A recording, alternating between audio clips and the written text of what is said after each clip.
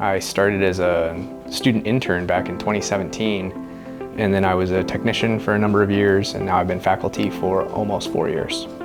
I'm out there in the field most days of the week, collecting samples in the field. Traditional entomology stuff is like beet trays and leaf sampling, and at the end of the day we bring it back in here, process it all in microscopes.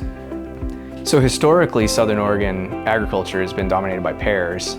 There's still a lot of pears in the region, but it's declined a great deal in the last 30 years. And a lot of that acreage has been taken up by grapes. And we are trying to figure out what is the vector for Grapevine Red Blotch Disease. Disease that essentially just diminishes all of the quality of the fruit. The big suspects are the treehoppers and alfalfa hoppers. Knowing the vector would alleviate a lot of heartache for growers and researchers. So having an answer to the question of what is actually spreading this disease would be the biggest thing. I really like the western conifer seed bug. They're a native bug that they feed on the seeds of coniferous trees.